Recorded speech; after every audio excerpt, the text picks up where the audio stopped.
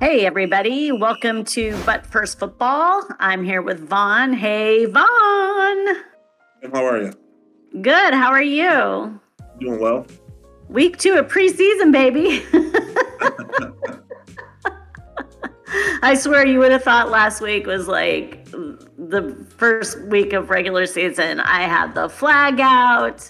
We were all dressed. We're watching, or we're eating football food, and I was pleased though. I thought it was a good game for the Bucks, and I watched a lot of football over the weekend, and I don't know, for some reason it didn't look so preseason-ish to me, or I just am so excited that there's football on. I don't know. I think you're excited. It's been a long off season, long time Yeah. since we saw actual games. So Well, that is true. So I know today we're going to talk a little bit about the business of football, and I did see some very interesting numbers in The Athletic today. Did you see the article about the value, the worth of the teams? Did you see that yet? see the specific article from the Athletic, but I will touch on that a little bit. Yeah, it's crazy. Okay, cool. Because I'll be interested to see what you think, and I know that you just are just like, well, you know who's number one, and and I know how annoyed you are by that. That part of it doesn't really annoy me. Like I like Jerry typically, and he seems fine. He had a few controversies, but I don't begrudge him. He's part of the reason the NFL on the whole is as big of a deal as it is and has as much financial success as they do. Like he's a main driver of that. So Well, you that's can't true. begrudge him that. Yeah. That is true. That is true. And then the bottom ranked team, the Bengals. Yeah. They're dead last. That's interesting. Yeah. But it's also interesting to me that the Giants are number 3 in valuation. Like, they're so bad. They really need to get better they're in New York City, that right? value. Yeah, and the Jets are still number 8. The hapless New York City. Jets. I mean, being in New York City matters. I guess it does. But yeah, there's been some interesting stuff going on the biz side, and we did talk about last week the giant merger of ESPN and NFL Network and NFL. So, what are your thoughts this week? What did you see that struck your fancy this week? I just saw that we knew that the Bills and Chiefs were playing in Brazil. Second time. They were in Brazil last year, if I'm not mistaken. Not the Bills and Chiefs, but the NFL played a game, yes, I believe, last year in Brazil. Yeah. And so that kind of speaks to the NFL trying to globalize the game, expand to foreign markets. But I got some interesting information about that and their approach. But the thing that caught my eye and made me want to talk about all of this, and ultimately the end result is what you brought up about the exponential growth in the valuations of these teams since 2000. I think it's like 1,100% in general. Is YouTube is broadcasting the game from Brazil. And so it's interesting to me. Oh, that's right. That's the YouTube game. Yes. And so the NFL, they streamed several seasons on Amazon Prime. However, the global reach of YouTube dwarfs the global reach of Amazon Prime. I mean, it's in some instances, whether you're talking about views, impressions, engagement, by some metrics, it's over 10 times the reach of Amazon Prime. So, and depending on the country, it's a big deal and it matters, and it's part of what's driven the growth of these franchises in terms of the media rights. That's probably, I would say, the main driver, but also the way fans engage across multiple platforms. It's no longer, hey, you're sitting in front of a TV. Now you're streaming the game on your mobile device. You've got some action on the game. You've got another app going that's giving you the metrics on injuries and how that's affecting. So the big picture is how it's all come together and led to the Dallas Cowboys being valued at 12.8 billion, which is about double what they were valued at just in 2020. I mean, that's Crazy. five and change years ago. That's crazy, right? And Crazy. again, that's on paper, and so you got to get someone to pay that price. But that's hey, the valuation is what it is, right? And so all this stuff has come together, and so it really highlights what we talked about last week in terms of, you know what, it's not our core competency running a media outlet. So let's let the people who are great at doing sports media do it, and we'll just take a piece of that. And Yeah. then here's the other thing too that I thought about as, you know, I just came from Vancouver. My buddies up there, quite a few of them follow, you know, European soccer and what a big deal that is. You know, the World Cup is in North America next year. Now there's some, because of the whole Trump thing, there's some talk that maybe the FIFA will pull some of the games from the U.S. and move them to either Canada or Mexico. That aside, the contract for 2030 is going to come up. I'm assuming now ESPN was kept out of the process this for 2026, but let's assume they open it up to bidding. I'm assuming ESPN is going to bid on that package to broadcast the 2030 World Cup. And so again, it's like just that the whole international aspect of sports and the NFL wanting to be international. It's all just coming together. And like we were talking about the growth last year before I actually had seen the raw numbers, right? Right. And Yeah. you know, like Yeah. since 2000, it's like 1,100. It's just nuts. It's crazy. You know, it's funny. I mean, and this may sound very old fashioned, but I really just like to watch football on a big old TV, like our big TV, which is quite big.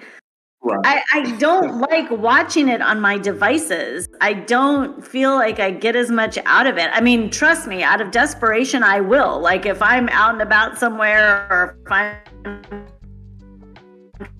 will watch it on my phone. But I really prefer sitting down and watching it on the big giant TV. And I mean, maybe that's, again, maybe like younger people now are more used to watching things on their devices. It's why their eyes are so bad. But for me, short of being there in person, I like a giant TV. Yeah, no, it's, you know, like you know, my kids' age, people my kids' age, 24, 23, they're used to second and third screening in some instances, and they're used to having a lot going on. And like I said, Yeah. that's the, you know, it's not just about, hey, betting the line or betting the over under at the beginning of the game. It's, hey, the Chiefs just scored a touchdown. How's that change the odds? Oh, I'm going to place an in-game bet, right? So it's cross-platforming, it's real time, getting the real-time information.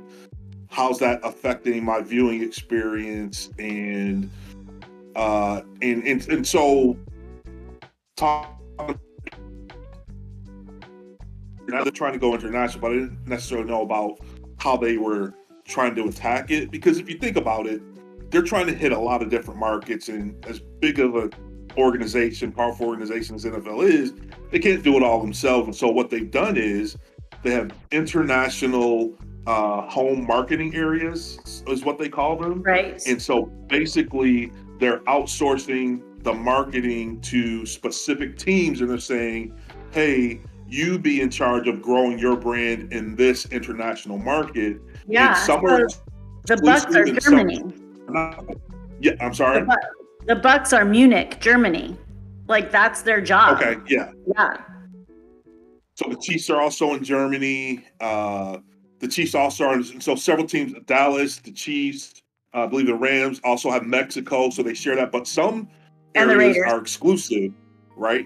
Or yes, the Raiders as well are exclusive, and so they do camps, they do the digital marketing, they do you know, specific things as far as fantasy related things, and it's all upon the teams to take on some of that burden of marketing the NFL and specifically marketing their brands in these exclusive international markets. And so, So, like, is that the Jaguars in London?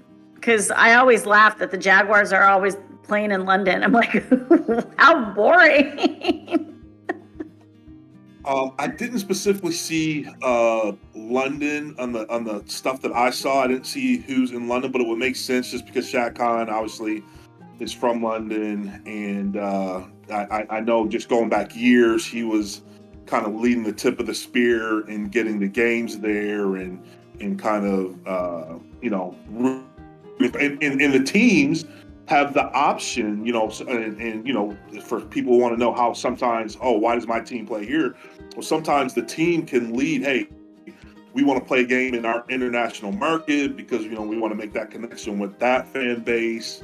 And so, for them, they're giving a home game, but at the same time, no, that's their exclusive, well, not necessarily exclusive, but, exclusive at least to maybe 2 or 3 other teams area. And so they want to, increase engagement with that fan base by having a home game there. So Yeah, it's all sense. really interesting.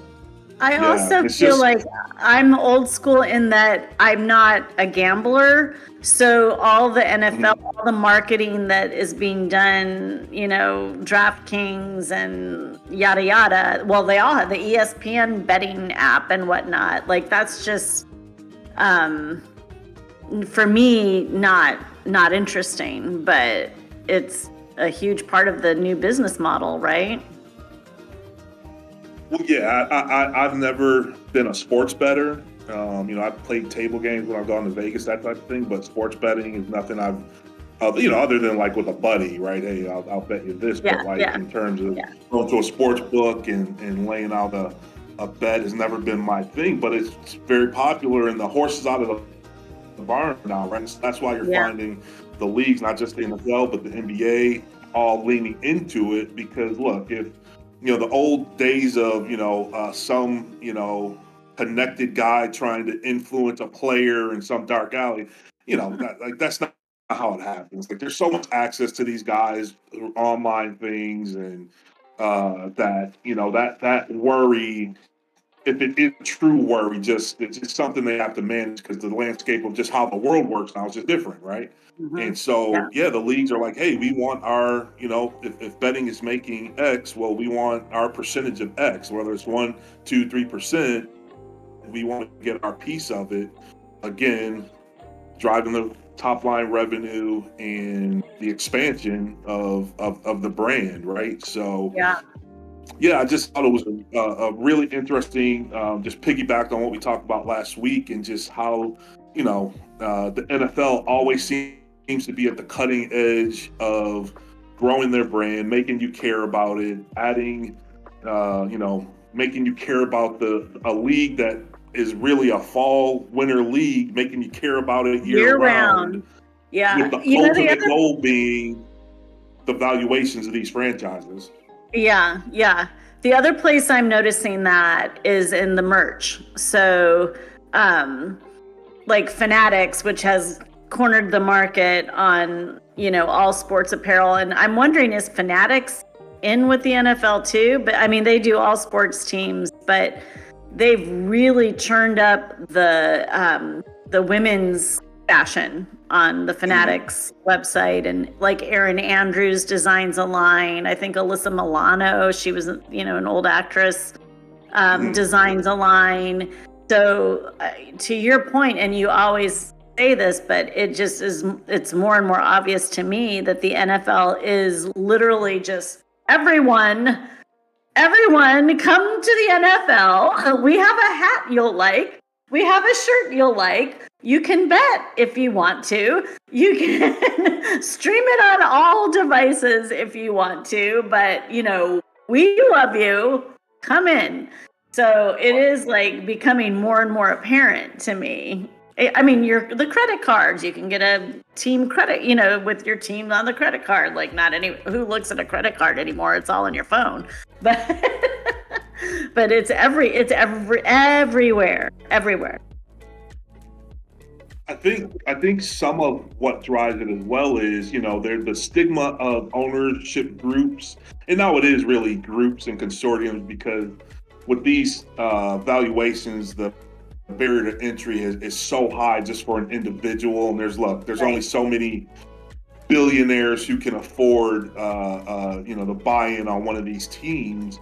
So it really is groups, but so many of these groups now own multiple teams, right? Whether it's the Yeah. Pagulas who own the Bills and the Sabres, or the Kroenke who owns the Rams and can't think of the other team he owns, but he owns another team, right? Yeah. And but some of these people, like the Glazers, right, who Man U in Tampa, right? And Yep. then the Fenway Group, the Boston Red Sox, and they own Liverpool. And so they Yeah. see some of where obviously soccer is still the biggest sport on the planet. And they see some of the, because sometimes you'll hear, a player gets traded and his franchise fee is hundreds of millions of dollars. That's just the money exchange between the teams. That isn't even the player's salary yet, right? That's so So, crazy. And does the yeah, player right. And see so, any of that? The player doesn't see any of that, the no, franchise. that's just the fee that's Wow. exchanged between the teams, and then the player gets paid his hundreds of millions on top of that, right? So I think they see the Wow. numbers that are done in that game, and so some of the model I think comes from the soccer world, to be honest. But yeah, it's just all interesting, and the appetite doesn't seem to be getting any smaller. Even in tough economic times, the NFL always seems to thrive, and even when it regresses a little, it'll it'll regress like you remember when Trump was first in office and he was beating up on the NFL and the flag controversies, and yeah, the viewership regresses for a hot second, and then it always rebounds and Well, goes and for beyond me, a level of that. it's the distraction. Like I can't wait. I think did I share Mhm. with you my mantra the other night when I couldn't fall asleep? I might have told this to Ashton. So I couldn't fall asleep because I was concerned about everything that's happening in the world. Like, and that happens to me most nights now. But it was the night before the first preseason game, and so I used a mantra, and my mantra was, "There's a game tomorrow. There's a game tomorrow. There's tomorrow." Crazy, right? But it worked. I mean, people, it's I so look forward to it. And again, speaking as a fan, but also speaking as a person who knows what's going on in the world, to me, it's a great distraction. And we've talked about this before, where sports is a unifier, even though, like, you have I don't like your team and you don't like my team, but it's still a unifier. And this is probably a little morbid to say, but if a player goes down, everyone comes together, right? Like it's just like when they clap when the player leave. Like it is sports, and football is a game because it's violent as hell, and it's like done old day gladiator whatever, but at the same time it is unifying. It's interesting. Yeah, definitely. Yeah, I bet you. Um, There's so many psychological studies probably on the NFL and and society. so do you have the list in front of you? Who was the number 2 team? Rams. The The Rams, Rams. really? Okay. Yeah, yeah. I thought So that was pretty Rams, interesting. Dallas Rams, and the Giants are the 3 valued over 10 billion. Yes, and then the Patriots fall in at 8.76 billion, and then the 49ers at 8.6. And then the bottom 5, Bengals 5.5, Jaguars 5.57, Saints 5.63, Cardinals 5.66, and the Colts 5.72. Wow. We're at number 19, 6.47. Okay. And the Chiefs are shockingly number 16 at 6.53. Isn't that interesting?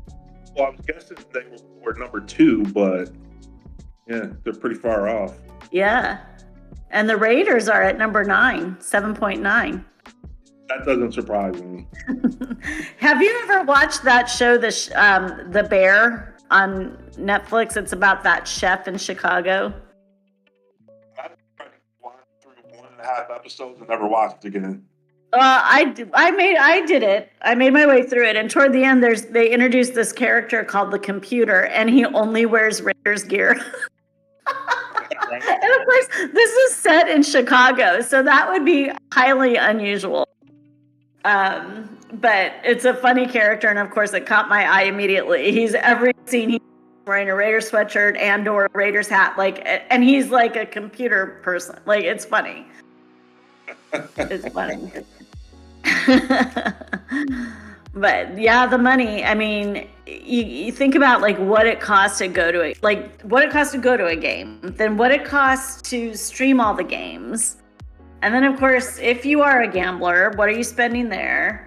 If you are a fan, and of course you want your merch, and of course they update it every year. The new hats, of course, I fell for that one, so I got the new hat. I'll show it to you next time. But it is, yeah, money, just money.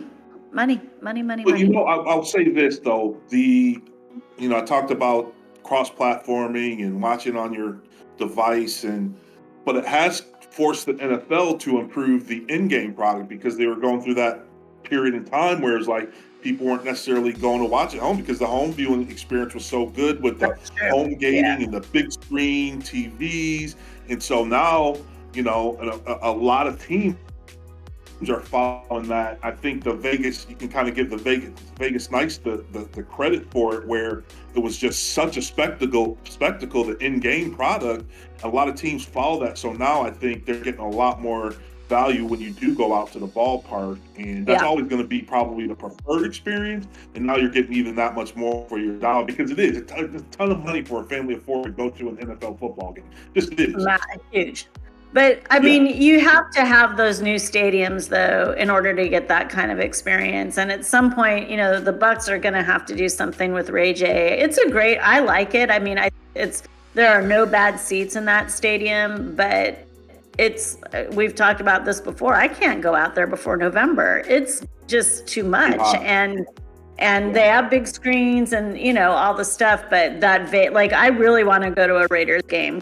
I just am fascinated by that facility, and there's so many I think it kind of started with Minnesota a few years ago when they redid theirs. Is beautiful, so it'll be interesting. But on the flip side, here in Tampa, Lightning have been rated the #1 in-game experience, so they know how to do it, and it's very fun to be there. It's very exciting, and always just everything surrounding a Lightning game in person is awesome. So it'd be nice to the Raiders, the Bucks get to that level of in-game entertainment as well. They have the cannons. The cannons go off every time you're in the red zone, and my boyfriend lives literally across the street from the stadium. In fact, they park cars and make a ton of money when they do it.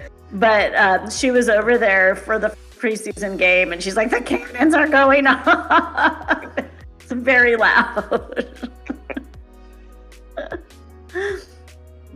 Well, so there's always a lot to discuss with the NFL.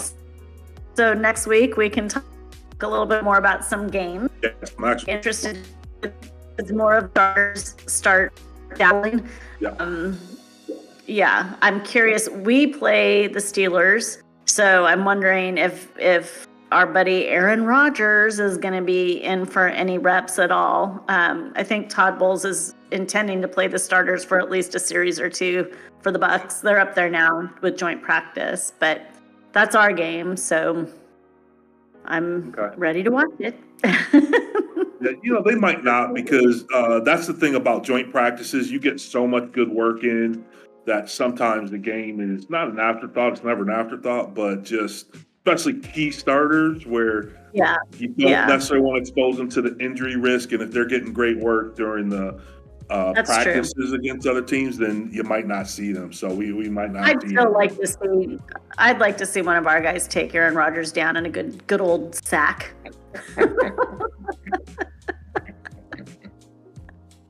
Well, All right. Well, this was good money conversation.